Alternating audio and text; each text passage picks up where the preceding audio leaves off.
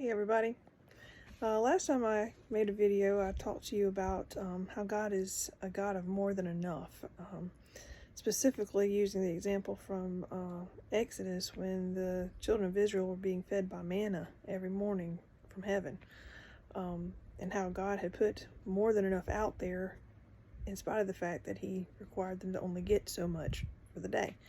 And I wanted to come back and give you another example of God being more than enough. That's why our cup can overflow, like it says in Psalm 23. My cup runneth over. God is a God of more than enough. And there's an example in the New Testament of Jesus, whenever it was actually his first miracle that was recorded, and it was at a wedding in Cana. You see, they had a tradition that they would always have wine at the wedding, and it was the normal routine that you would bring out your best wine first, and then after everybody had been enjoying the wine for a little while and didn't quite notice the quality anymore, then you would bring out the lesser quality wine. Well, at this particular wedding, they ran out of wine, and that would have been an embarrassing situation for everybody involved, for the people that were hosting the wedding. They would have been mortified because everybody would have been, thinking that they didn't have enough, weren't capable of supplying enough wine to celebrate this wedding, that it wasn't important enough to have gotten enough wine for. And the people who were there drinking the wine could have been embarrassed over the idea of, what are you saying, that we drank too much? We drank too much of your supply? It could have been a really awkward situation for a lot of people in a lot of different angles. But Mary, Mary knew what to do. She went to Jesus and she told him, we've run out of wine. And Jesus, at first, was like, what does that got to do with me? And she just walked away. She told the servants, do whatever he tells you to do. Because she knew that Jesus, being who he was not going to look on a real, sincere need and not minister to it. She knew that he was more than enough. He had more than enough compassion. He had more than enough power. He had more than enough creativity to figure out a way to fix this problem. And so, what kind of faith is that?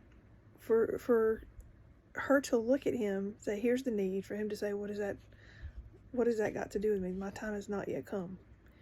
And for her to just look at the servants, do whatever he tells you, and walk away. That's amazing faith, to just trust he's more than enough, and he's gonna take care of this problem. And sure enough, he took care of the problem. He had them bring water. You know the story.